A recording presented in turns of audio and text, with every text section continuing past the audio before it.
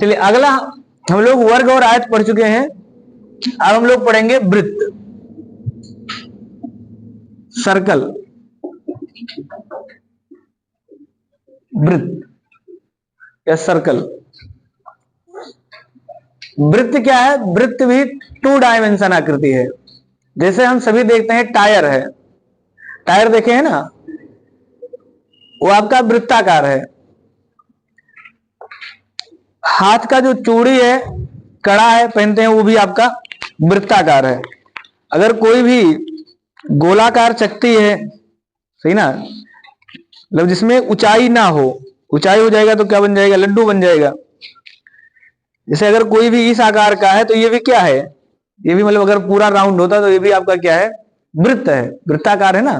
क्योंकि तो कागज है, थोड़ा सा इसको काटने में बिल्कुल गोलाकार नहीं दिखाई दे रहा होगा, लेकिन अगर ये पूरा गोलाकार होता तो किस आकार का होता? वृत्ताकार। तो वृत्ताकार में 2 चीज होगा। अगर इसको हम वृत्त बना दें तो वृत्त में क्या क्या होगा? वृत्त की पहले प्रॉपर्टी पढ़ लेते हैं। ये आपका वृत्त है, इसमें एक सेंटर होगा। सेंटर का मतलब जहां से हम लोग प्रकार का नोक रख के गोला बनाते थे, तो जहां नोक रखे इसको बोलते हैं केंद्र, और जहां पर पेंसिल रखे हैं इसके और इसके बीच की दूरी को क्या बोलते हैं? त्रिज्या, आर, रेडियस। समझ में आ गया ना? जहां से गोला बनाया गया है इस सेंटर से और यहां तक की पेंसिल की लंबाई को, दूरी को बोलते थे त्रिज्या। अगर इसी दूरी को हम पूरा बढ़ा दें, यानी यहां से लेके इसे सीधा कर दें, तो ये हो जाता है व्यास। यानी ए और बी, यहां से यहां तक क्या बोलेंगे? व्यास। व्यास तभी बोलेंगे जब सेंटर से होके जाएगा। मतलब अगर आपने यहां ऐसे खींच दिया तो ये व्यास नहीं है, हाँ वो जीवा है। इसको क्या बोलते हैं? जीवा। तो जीवा क्या होता है? जीवा होता है परिधि पर किसी भी 2 बिंदुओं के बीच की दूरी। जो ये बाउंड्री है इसको क्या बोलते हैं? इस बाउंड्री को बोलते हैं परिधि। परिधि यानी जो ये मैच खेलते हैं ना, मैच में जो रस्सा लगा होता है बाउंड्री के लिए, इस रस्से को क्या बोलेंगे? इसकी जो लंबाई होगी उस लंबाई को बोलते हैं परिधि। और इस सेंटर से परिधि के बीच की दूरी त्रिज्या। यानी अगर इसको हम O मान ले तो O से B के बीच की दूरी या O से A के बीच की दूरी त्रिज्या, A और B के बीच की दूरी व्यास। तो हम सभी जानते हैं जो व्यास होता है वो त्रिज्या का दुगुना होता है, 2 गुणे त्रिज्या, 2r। व्यास को लिखते हैं D से, डायामीटर। R का मतलब रेडियस, रेडियस त्रिज्या है। समझ में आ रहा है ना सबको यहां तक? तो जो जीवा होता है, जीवा की परिभाषा क्या है? जीवा का मतलब होता है परिधि पर किन्हीं भी 2 बिंदुओं को बीच जोड़ने वाली रेखा। जैसे यहां से यहां तक की जो ये रेखा है ये जीवा है, ये रेखा जीवा है, ये सारी रेखाएं क्या है? जीवा है। जो ये है ये भी जीवा है, लेकिन उस जीवा को व्यास भी बोलेंगे। समझ में आ गया ना? तो जो ये वाली जीवा है ये जीवा को व्यास बोलेंगे। यानी वह जीवा जो वृत्त के केंद्र से होके चली जाए उसको व्यास कहते हैं। और यह वाली जो व्यास है, जिसको हमने व्यास कहा है, जो व्यास होता है, व्यास जो व्यास होता है इसको हम जीवा भी कह सकते हैं। लेकिन जो जीवा है यह सबसे बड़ी जीवा है। व्यास से बड़ी जीवा दूसरा वृत्त में नहीं होगा, क्योंकि बिल्कुल बीचों बीच से है ना। इसके ऊपर खींचेंगे तो धीरे धीरे छोटा होता चला जाएगा, इसके नीचे खींचेंगे भी तो धीरे धीरे छोटा हो जाएगा। इसका मतलब जो व्यास होता है यह सबसे बड़ी जीवा होती है। सबसे बड़ी जीवा जो होती है इसी को हम लोग व्यास बोलते हैं। समझ में आ गया ना सबको? अब आपसे पूछेगा कि एक वृत्त में कितने जीवा हो सकते हैं? अनंत जीवा हो सकते हैं। कहीं भी आप 2 तरीके से मिला दीजिए, यहां एक खींच देंगे ये भी जीवा है, ये भी जीवा है, सारी जीवाएं हैं। ऐसे भी खींच सकते हैं ना, ये सब जीवा है। आप कहीं भी 2 बिंदुओं को मिला देंगे, जैसे मन करे वैसे, सारी जीवा है। हाँ, लाइन सीधा होना चाहिए, तो सीधा ही खींच रहे हैं ना ये सारी लाइन। मतलब ऐसे 2 बिंदुओं को बीच मिलाने वाली रेखा तिरछा नहीं खींचेंगे ना, सीधा खींचेंगे। कहने का मतलब ये आप जो कटा हुआ देख रहे हैं, ये कटने का मतलब ये तो दूसरी रेखा है। से आप ऐसे खींच दीजिए, आपका मन करे आपने ऐसे एक रेखा खींच दिया, तो ये भी क्या कहलाएगा? जीवा कहलाएगा। समझ में आ गया ना? और अगर वही जीवा ऐसे खींचते खींचते खींचते खींचते आपने उसके व्यास से खींच दिया जहां उसका सेंटर था, उसको क्या बोलेंगे? व्यास। और अगर व्यास का आधा कर देंगे तो क्या कहलाएगा? त्रिज्या। इतना क्लियर है?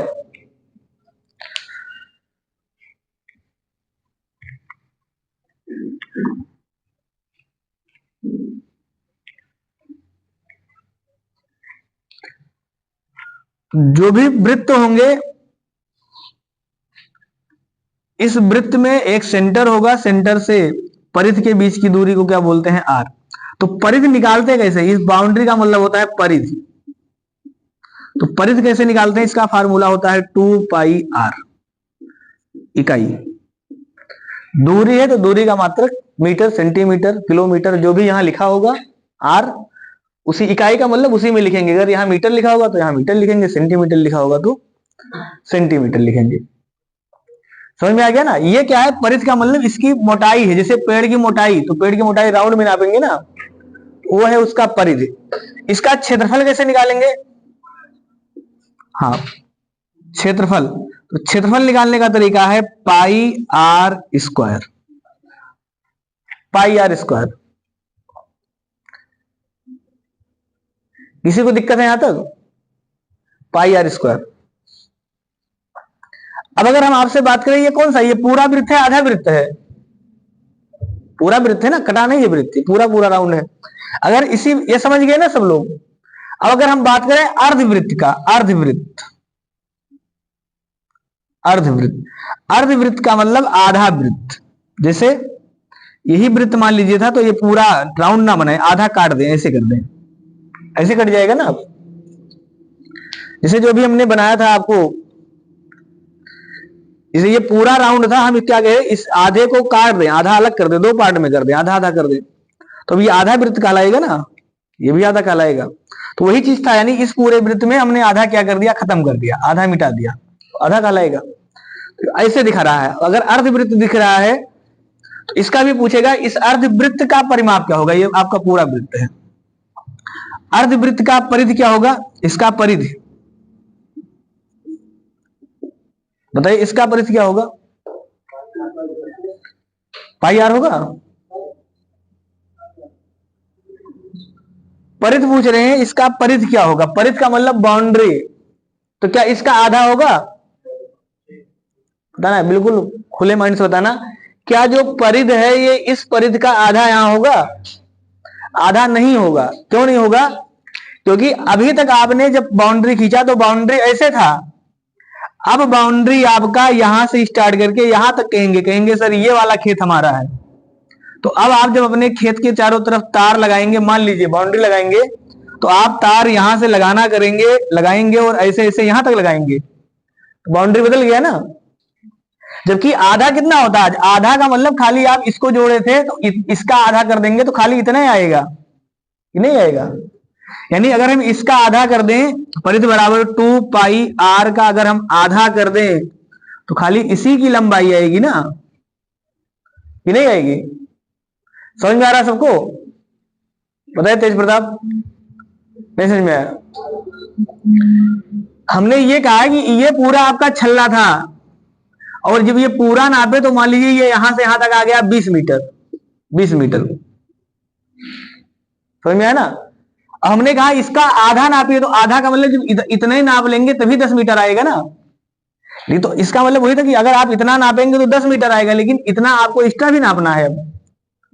इसीलिए जब दो भाइयों का बंटवारा होगा तो खर्चा ज्यादा लगेगा।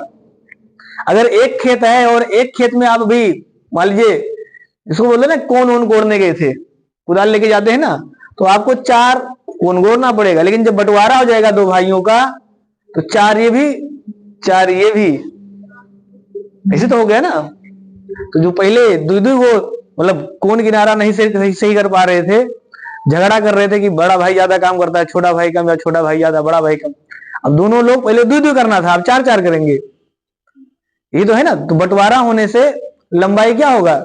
ज्यादा लगाना पड़ेगा।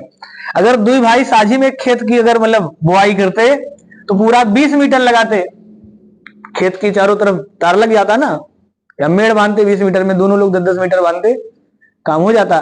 लेकिन जब आधा आध हो गया तो ये यहां से लेके यहां तक लगाएगा, तो लंबाई बढ़ गई ना। अब मतलब पहले से कम ही रहेगा, लेकिन कहने का मतलब इसका आधा नहीं होगा, इससे आधे से ज्यादा होगा। तो इसका हो जाएगा 2πr/2, आधा हो गया। आधा का मतलब यहां से यहां तक, लेकिन इतना जोड़ेंगे भी ना, इसकी लंबाई कितनी है 2r या d, मतलब चाहे आप त्रिज्या का डबल कहा दीजिए चाहे व्यास कहा दीजिए, बात तो एक है ना भाई। यहां से यहां तक इसको व्यास भी कहते हैं, इसको त्रिज्या कहते हैं, तो चाहे त्रिज्या का दुगुना चाहे व्यास, वो आपके ऊपर निर्भर है। तो हम लिख देते हैं 2r।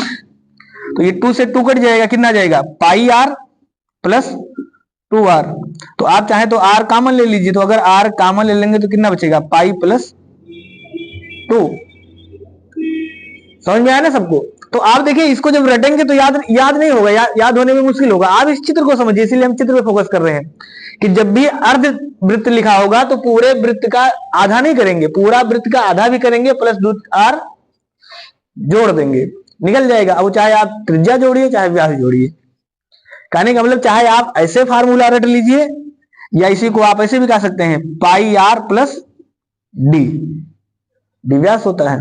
समझ में आया सबको। अब दूसरा, अगर इसी का हम क्षेत्रफल पूछें आपसे, अर्धवृत्त का क्षेत्रफल, तो क्षेत्रफल कितना होगा अर्धवृत्त का क्षेत्रफल। तो अर्धवृत्त का क्षेत्रफल क्या पहले क्षेत्रफल का आधा होगा, क्षेत्रफल आधे होगा, जमीन में कभी कम ज्यादा नहीं होगा। जैसे ये पूरा कमरा मान लीजिए है, इसका जब बंटवारा किया जाएगा 2 हिस्सा, तो उस पूरे का ही आधा होगा, उसमें कम ज्यादा नहीं होगा ना। ये अलग बात है कि जब आधा होगा तो जो बीच वाली दीवार होगी वो दोनों लोग मिलकर उठाएंगे, जहां पहले एक दीवार से काम चल जा सकता था वो आप दोनों लोग उठाएंगे, तो परिधि तो बदलेगा, ऐसे है ना, लेकिन क्षेत्रफल नहीं बदलेगा। अगर 1 बीघा है, 2 भाइयों में बंटवारा होगा तो आधा आधा बीघा पाएंगे, लेकिन जो कटा हुआ तार लगाएंगे वो पहले की तुलना में, मतलब दोनों भाई की तुलना में तो कम लगेगा, लेकिन जितना आधे का हिस्सा होता था उससे ज्यादा लगेगा। कहने का मतलब परिधि बदलेगा, क्षेत्रफल नहीं बदलेगा। मतलब क्षेत्रफल ना बदलने का मतलब है सीधे सीधे आधा हो जाएगा। अगर 2 भाग में बांटेंगे, 3 भाग में बांटेंगे तो 1/3 हो जाएगा, 4 भाग में बांटेंगे तो 1/4 हो जाएगा। समझ में आ गया ना सबको। क्षेत्रफल कितना हो जाएगा, तो क्षेत्रफल इसका आधा 2, मतलब πr² पहले था तो πr²/2, आधा का मतलब 2 भाग में बांट देंगे। इतना सा कॉन्सेप्ट आपको इस चैप्टर में पढ़ना है। यहां तक किसी को दिक्कत हो बताइए।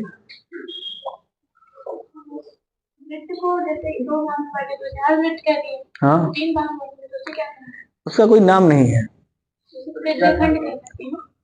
नहीं तो 3 भाग में नहीं बांटते, वहां भी 2 ही भाग में बांटते हैं। अभी हम बताएंगे त्रिज्यखंड, बताएंगे क्या होता है।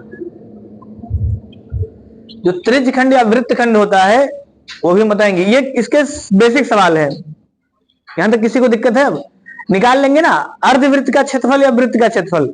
आपसे कहेगा वृत्त का क्षेत्रफल तो 2πr, वृत्त का परिधि तो 2πr, वृत्त का क्षेत्रफल तो πr², अर्धवृत्त का क्षेत्रफल तो πr² का आधा। भाई पूरे का निकाल लेंगे, उसी का आधा कर देंगे, आ जाएगा ना। अगर आपसे कहेगा अर्धवृत्त का परिमाप, तो पूरा परिमाप भी निकालेंगे लेकिन उसका आधा करेंगे, तो ये आधा आएगा, इसी में आपको 2r जोड़ देना है, निकल जाएगा ये। यहां तक किसी को दिक्कत हो तो बताइए। अब एक शब्द और आता है त्रिज्यखंड।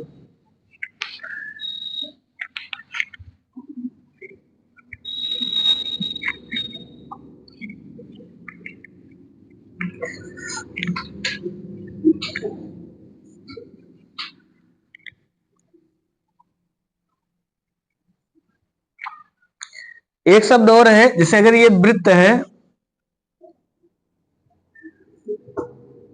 तो एक शब्द आपको सुनने को मिलता है वृत्तखंड, वृत्तखंड, और दूसरा सुनने को मिलता है त्रिज्यखंड।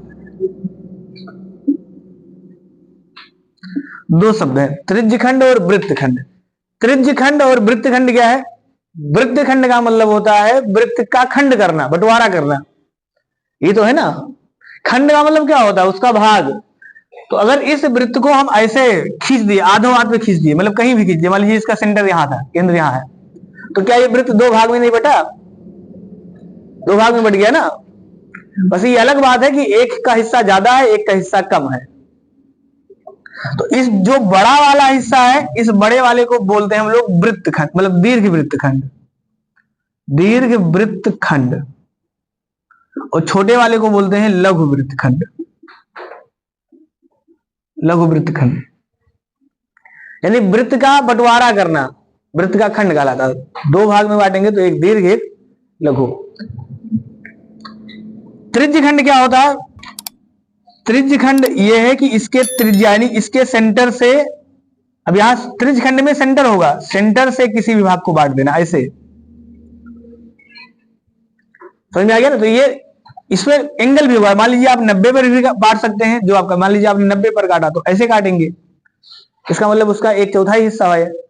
अगर इस हिस्से को हम निकाल लें तो आपसे पूछेगा इस त्रिज्यखंड का क्षेत्रफल कितना होगा, तो यहां एंगल दिया होगा कि इसका कोण कितना है, 90 अंश है।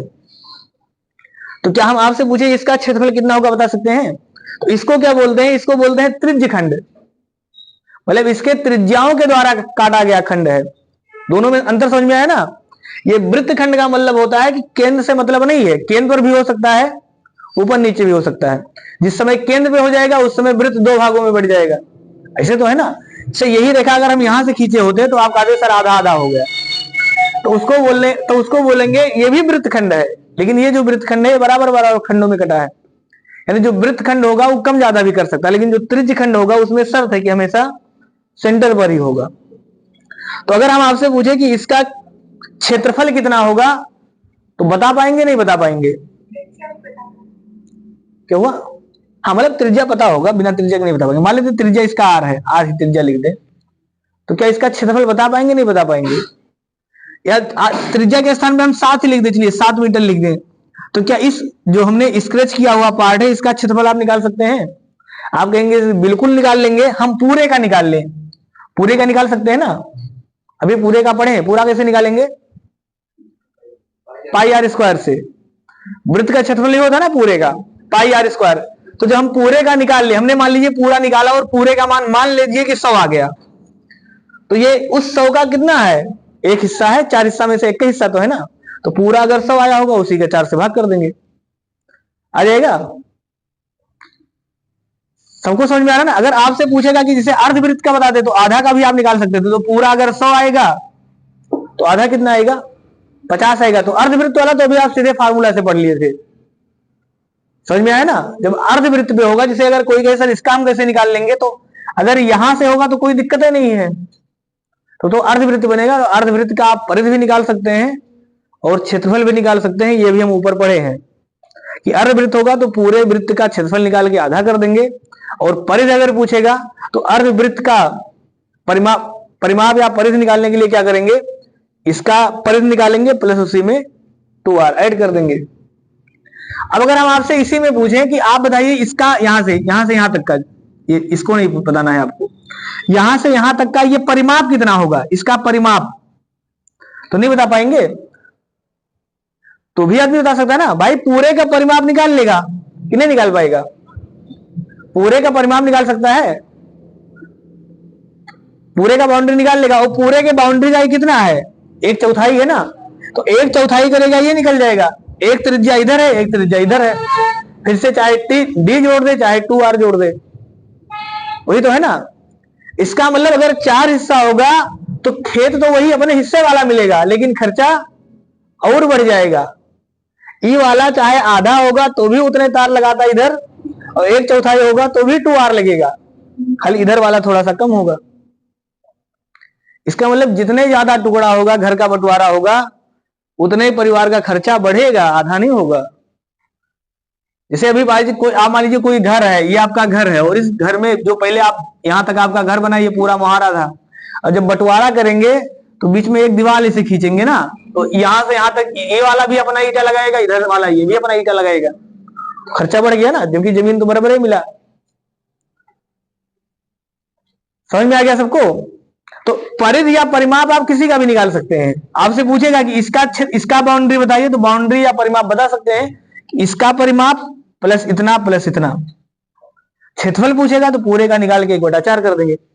तो ये तो 90 का है तब बता देंगे ना। हो सकता है 90 ना 60 अंश का होता, कहने का मतलब 90 होना कंपलसरी नहीं है, 60 का भी तो हो सकता है। तो अगर हम आपसे पूछे ये 60 अंश का होता तो क्या करेंगे?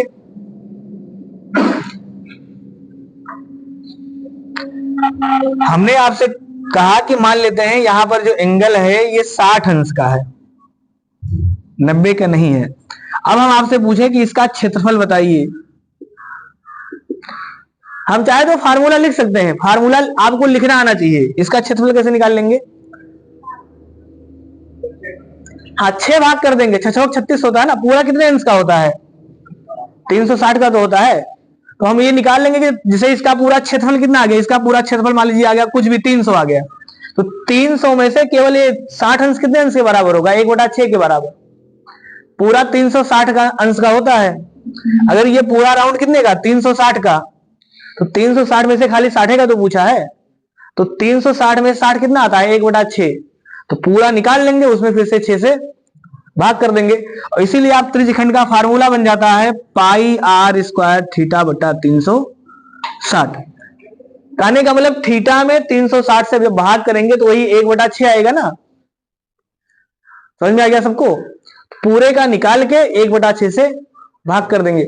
अब कोई कहे सर 45 अंश का होगा, तो 45 का मतलब कितना आएगा? फिर 45/360 लिखेंगे, सॉल्व कर लेंगे, जो आएगा उसी से भाग कर देना है। तो या तो आप समझिए या तो सीधे सीधे इसे फार्मूला नोट कर लीजिए। क्योंकि आपको फार्मूला रटना नहीं है, रटेंगे तो फिर भूल जाएंगे। आप चित्र को समझ लीजिए कि क्या कह रहा है। पूरा जितना भी कहेगा, पूरे का अगर निकालना है इसका मतलब आप 360 का निकाल रहे हैं, आधे का निकालना है इसका मतलब आप 180 का निकाल रहे हैं, उसके आधे का निकालना है इसका मतलब आप 90 अंश का निकाल रहे हैं। ये तो कर रहे हैं ना।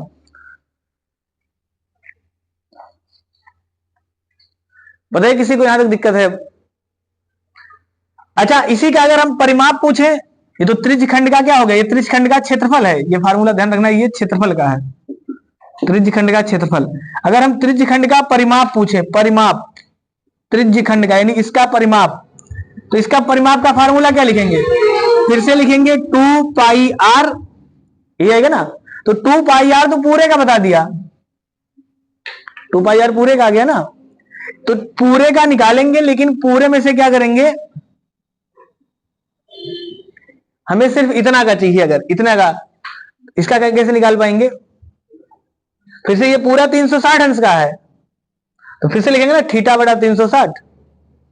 फिर से लिखेंगे 2πr थीटा बटा 360। क्लियर है? तो ये किसका आएगा? ये केवल यहां से यहां तक का आएगा। इसी ध्यान रखना, अभी केवल इतना का इतना ही आया है। लेकिन अगर परिमाप पूछा है, इसका मतलब ये भी पूछा है और ये भी पूछा है, तो ये भी आपकी त्रिज्या है, ये भी त्रिज्या है, तो इसी में क्या करेंगे? 2r जोड़ दीजिए। आप चाहे तो इसको काट भी सकते हैं, ये आपकी मर्जी है। आप दूसरे से इसको काट के 180 भी लिख सकते हैं, या ना काटिए, वो आपकी, क्योंकि एग्जाम में फार्मूला लिखने के लिए नहीं आएगा, सवाल लगाना है। तो चाहे आप 2πr थीटा बटा 360 प्लस 2r पढ़िए, या चाहे आप πr थीटा बटा 180 प्लस 2r पढ़िए। क्लियर है यहां तक सबका? अच्छा, जो इसको बोलते हैं ना, एक आपने सुना होगा चाप, सुने हैं? आर्क, चाप की लंबाई बताइए।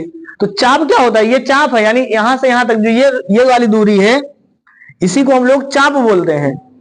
आप उसमें पढ़ते थे ना, जब डायग्राम बनाते थे तो ए भी एक रेखा है, इस पर 5 सेंटीमीटर की त्रिज्या लेके एक चाप लगाया, ऐसे खींचते थे ना। तो यही जो ये यहां से यहां तक की लंबाई, इसको बोलते हैं चाप। तो अगर आपसे पूछे कि इस चाप की लंबाई कितनी है, बता पाएंगे? जो अभी यहां तक अगर ये आप ना जोड़े होते, तो ये जो लंबाई लिखा है, चापे की तो लंबाई बताए हैं, यानी यहां से यहां तक की लंबाई यही तो है ना। जब आपने ये 2r जोड़ दिया तब ये परिधि बन गया, और अगर ये ना जोड़े होते तो खाली ये चाप था। तो इसका मतलब जो चाप पूछेगा उसका मान कैसे निकालेंगे? 2πr थीटा बटा 360। तो यहां आप चाहे तो काट लीजिए, 180 आ जाएगा, πr थीटा बटा 180। सारे मात्रक इकाई में है, क्षेत्रफल का वर्ग इकाई होगा, बाकी सब इकाई में। क्षेत्रफल है तो ये वर्ग इकाई। बताइए, जिसको भी अब वृत्त ना समझ में आया, पूरा वृत्त का हमने एक प्रकार से पोस्टमार्टम करने का प्रयास किया है।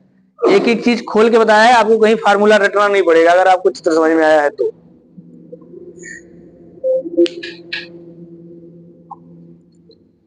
सबको आया है ना समझ में? अब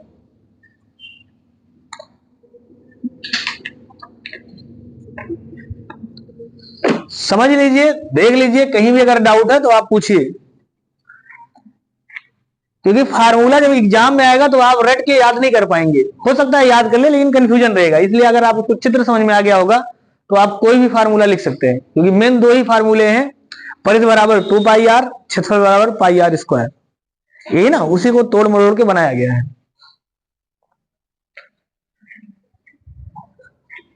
चलिए अब हम लोग इसका प्रैक्टिस करते हैं, सवाल लगाते हैं इस पर आधारित। वृत्त है, इस वृत्त का क्षेत्रफल निकालना है, इसकी त्रिज्या दिया है 7 सेंटीमीटर। क्षेत्रफल निकाल लेंगे, क्षेत्रफल बराबर πr स्क्वायर,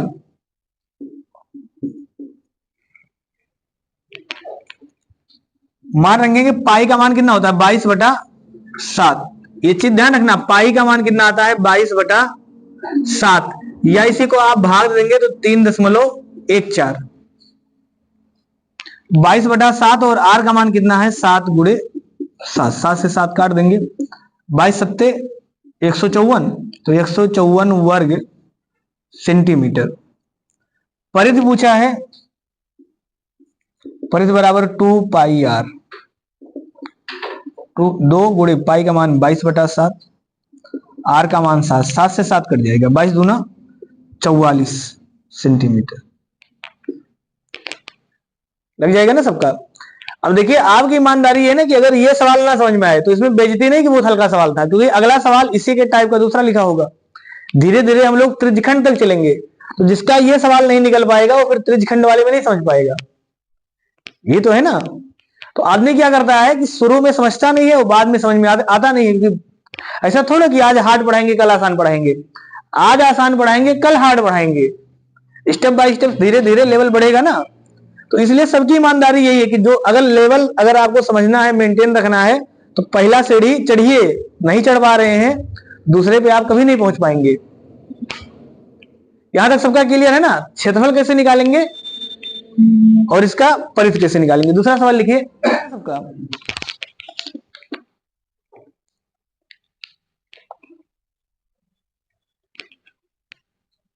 एक वृत्त की त्रिज्या 14 मीटर है और उस वृत्त का क्षेत्रफल और आपको परिधि बताना है।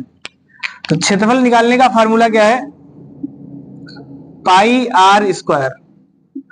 पाई का मान 22/7, r का मान है 14, 14 × 14, 7 से काट देंगे, 7 दूनी 14, 22 दूना 44 × 14, गुणा कर लीजिए, 14 चौका 56 के 6 हासिल 5, 14 चौका 56, 56 और 5 61, 616 वर्ग मीटर। ये आया होगा सबका। परिधि निकालना है तो परिधि निकाल लेंगे, 2πr, 2 का मान 2, पाई का मान 22/7, r का मान 14, 7 से काट देंगे, 7 दूनी 14, 22 दूना 44 दूना 88 मीटर।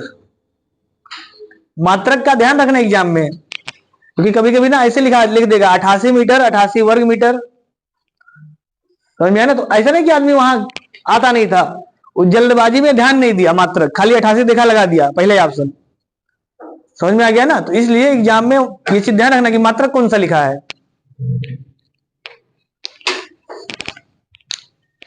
लग जाएगा ना सबका? ये अगला सवाल लिखिए।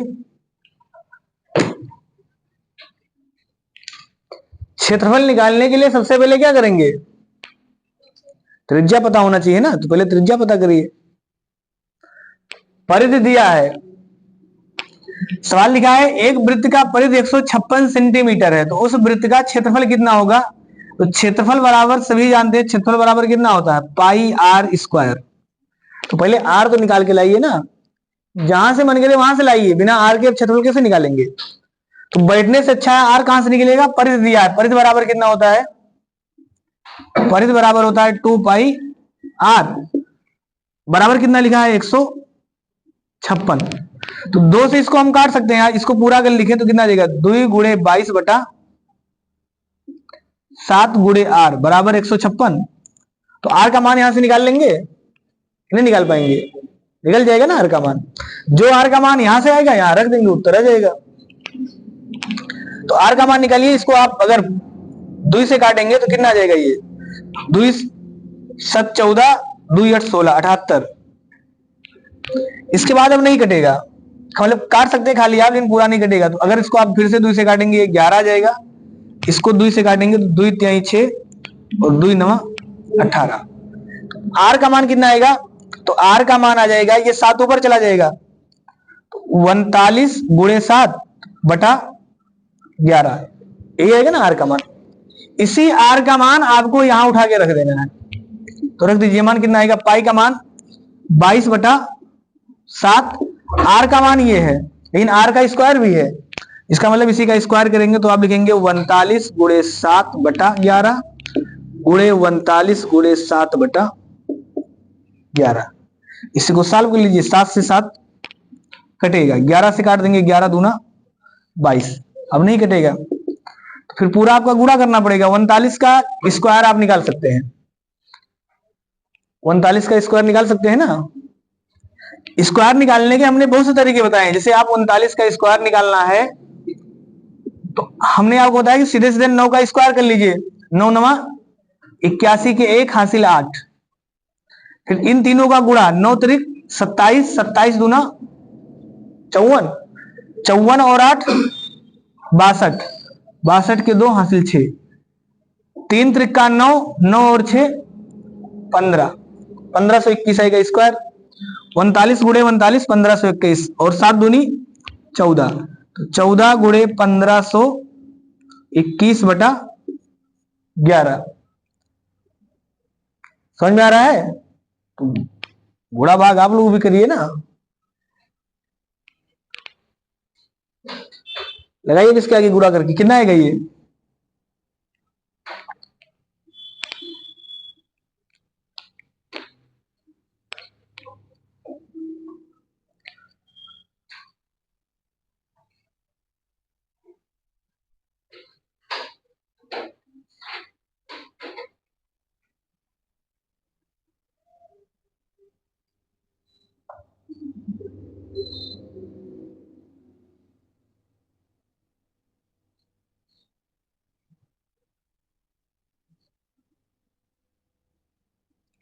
चौदह का गुणा कर लीजिए, फिर 11 से भाग कर दीजिए। तो 14 का गुणा करेंगे कितना आएगा, 14 एकम 14 के 4 हासिल 1, 14 दूना 28, 28 और 1 29 के 9 हासिल 2, 14 पंचे 70, 70 और 2 72 के 2 हासिल 7, 14 एकम 14, 14 7 21 बटा 11। इसी में 11 से भाग करिए, कितना 0.8। चलिए, तो इतना आएगा 1935.8 वर्ग मीटर या वर्ग सेंटीमीटर।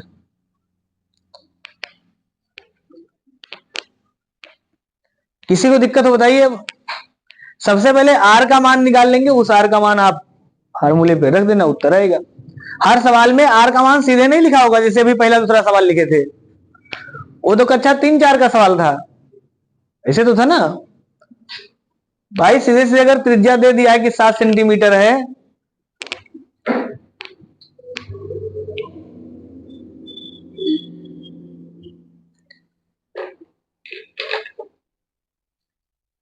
कहीं दिक्कत है, लगा लेंगे ना, दूसरा लिखिए।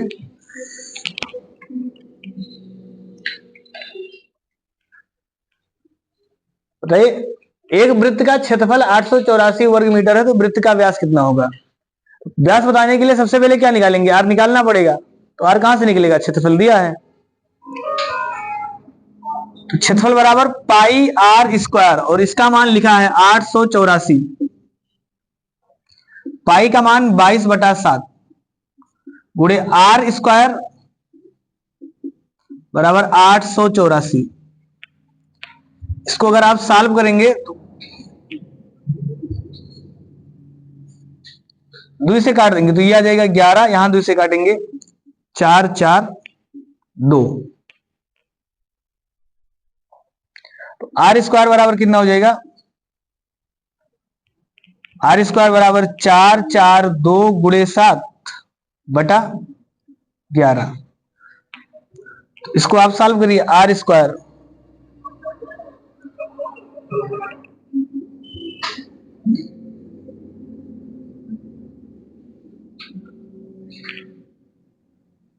गुणा कर लीजिए इसे। 7 दूनी 14 के 4 हासिल 1, 7 चौक 28, 1 29 के 9 हासिल 2, कितना आएगा? पूरा गुणा करने में कितना आएगा?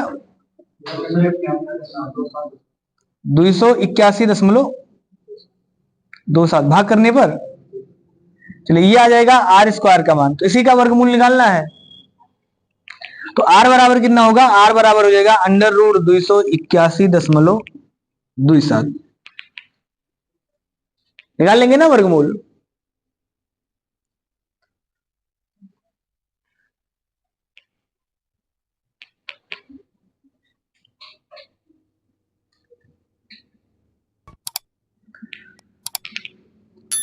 (281.27) का जब आप वर्गमूल निकालेंगे तो कितना आएगा? भाग विधि से निकालेंगे। सबसे पहले कितनी बार जाएगा? एक बार। एक एक ये हो जाएगा 2, यहां 2 में से 1 जाएगा 1, फिर कितना उतारेंगे? 81। अब कितनी बार जाएगा? यहां कितना लिखेंगे? तो यहां अगर आप 5 लिखेंगे तो 25 पंचे 125 होगा, लगभग 7 लिखेंगे तो 7 बार यहां लिखेंगे। 7 का गुणा यहां करेंगे, 7 7 49 के 9 हासिल 4 और 7 दूनी 14, 14 4 18 ये आएगा ना। तो ज्यादा हो गया, देखिए बहुत थोड़ा सा मामूली से ज्यादा है। तो अगर आप इसको लगभग में अगर लिखना चाहें तो लगभग में आप लिख सकते हैं 17 के लगभग, मतलब इतना आएगा। 17 से थोड़ा सा कम आएगा, ऐसे ना 16.9 के करीब आएगा, 16.77 या इसी को आप 16.77 मीटर। तो लेकिन ये कौन सा आएगा? ये आर का मान आएगा। हमसे क्या पूछा है? व्यास। तो व्यास जो पूछा है, व्यास बराबर कितना होता है? व्यास बराबर 2r, इसी का डबल कर देंगे तो 16.77 में 2 का गुणा। 7 दूनी 14 के 4 हासिल 1, 7 दूनी 14 के 15 हासिल 1 आएगा। 6 दूनी 12, 1 13, 2 1 कम, 2 1 3, इतना मीटर। लगा लेंगे ना सभी।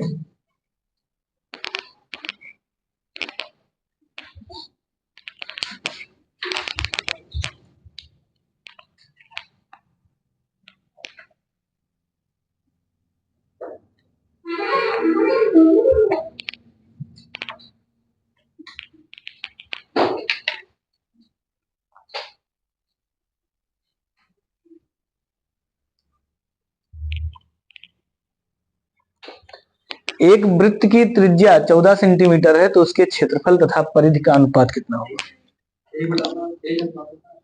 1:7 कि 7:1? हाँ, 1:7, 7:1, 2:3 और नोटा।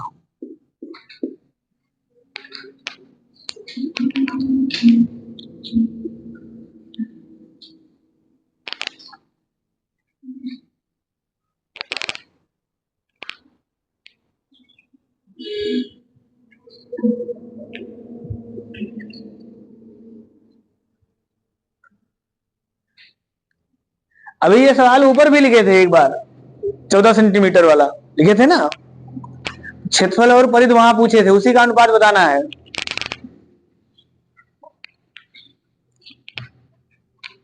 एक वृत्त की त्रिज्या 14 सेंटीमीटर है तो उसका क्षेत्रफल और परिधि का अनुपात कितना होगा? तो एक तरीका तो ये कि आप इसका क्षेत्रफल निकाल लीजिए। क्षेत्रफल बराबर पाई आर स्क्वायर।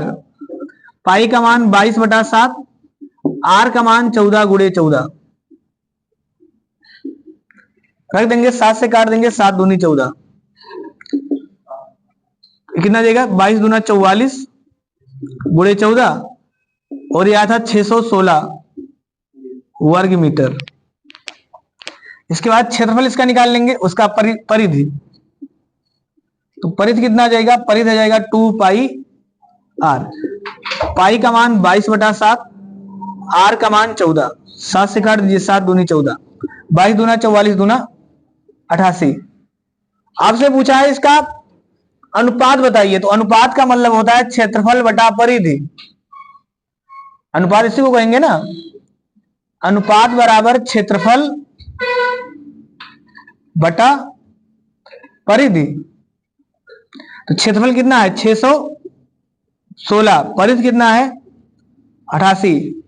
88 से इसको आप अगर काटेंगे तो क्या बार जाएगा 7 बार, 7/1, यानी 7:1 सही है।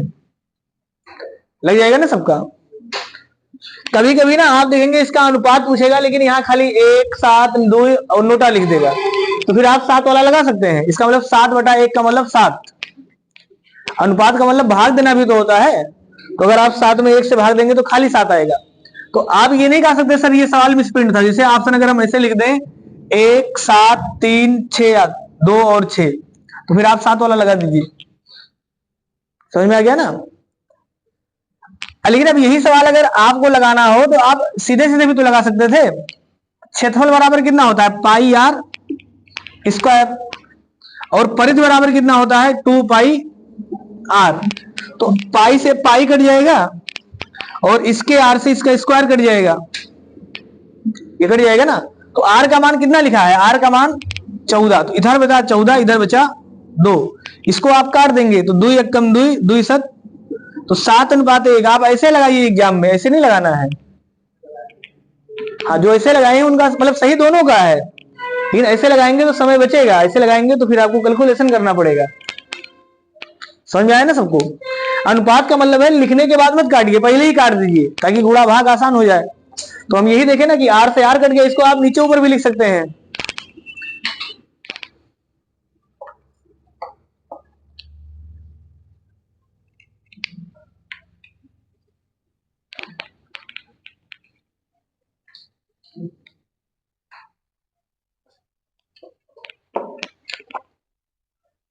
समझ में आ रहा है सबको। बताइए जिसको ना समझ में आया हो। दोनों का लिखिए ना, एक का परिधि पहले वृत्त का परिधि बराबर या अनुपात, अनुपात का मतलब ऐसे अनुपात लगाइए, दूसरे वृत्त का परिधि। तो क्या लिखेंगे, पहले वृत्त का परिधि कैसे निकालते हैं 2 पाई आर, दूसरे का कैसे निकालेंगे 2 पाई आर। त्रिज्या अलग अलग है तो एक को R1 मान लीजिए, एक को R2 मान सकते हैं, ये तो लिखेंगे ना। तो 2 से 2 नहीं कट जाएगा, पाई से पाई कट जाएगा। R1 का मान कितना है 2, इसका मान कितना है 3, तो बस ये उत्तर है। आ जाएगा ना सबका। अगर आप देखिए किसी भी समान संख्या से गुणा या भाग करते हैं तो मान नहीं बदलता है।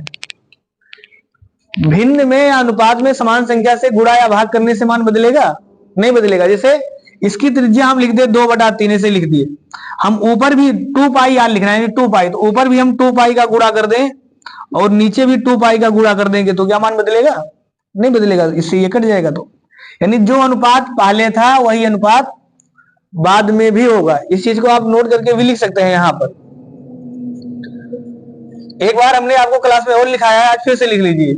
अब लिखने का मतलब ये होता है कि आप उसको पढ़िए समझिए। लिख लीजिए वृत्त के त्रिज्याओं का अनुपात, दो वृत्त के त्रिज्याओं का अनुपात, परिधि का अनुपात तथा व्यास का अनुपात, व्यास का अनुपात बराबर होता है। अब ये छोटे छोटे तरीके हैं जो एग्जाम में जल्दी लगा सकता है। ये 3 अनुपात हमेशा नहीं बदलेंगे, क्योंकि क्षेत्रफल का अनुपात बदलेगा, क्योंकि वहां स्क्वायर में है, स्क्वायर में संख्या बदल जाएगा। समझ में आ गया ना। जैसे यहां पर सवाल ऐसे लिख दे कि दो वृत्त के त्रिज्याओं के स्थान पे हम सीधे सीधे आपसे लिख दे दो वृत्त के परिधि का अनुपात, परिधि का अनुपात कुछ भी लिख दे, 5:4 है, तो बताइए उसके त्रिज्या का अनुपात कितना होगा? वही अनुपात रहेगा जो सवाल में लिखा है।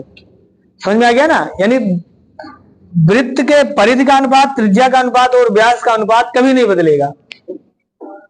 किसी को दिक्कत यहां तक बताइए? लगा लेंगे सभी? अगला सवाल लिखिए। अब लोग पाई आर स्क्वायर, हाँ लिखिए फिर पाई आर स्क्वायर। अभी खाली 22/7 तक पहुंचे हैं तो शाम हो जाएगा पूरा उत्तर लाते लाते। आपका आ गया? नहीं है। दो वृत्त है, पहला वृत्त बटा दूसरा वृत्त, क्षेत्रफल निकालना है तो पहले वृत्त का क्षेत्रफल कैसे लिखेंगे? पाई आर स्क्वायर, ये तो होता है ना, बटा दूसरे वृत्त का क्षेत्रफल पाई आर 2 का स्क्वायर, ये लिखेंगे। पाई का मान 22/7। अब देखिए हम एक एक लाइन लिख के बता रहे हैं, लेकिन आप लोग पता नहीं कैसे लगाते हैं। आर का मान कितना दिया है? आर का मान 3 रख सकते हैं। अनुपात का मतलब पहले का लिखा है 3, दूसरे का लिखा है 4, तो इसे हम 3 का स्क्वायर लिख दें, ये पहले का आएगा। दूसरे का लिखेंगे फिर से 22/7, और R2 का मान कितना लिखा है? 4, तो इसे हम 4 का स्क्वायर लिख दें। 22/7 से 22/7 कट जाएगा, 3 त्रिका 9, 4 चौक, बताइए कहां दिक्कत है?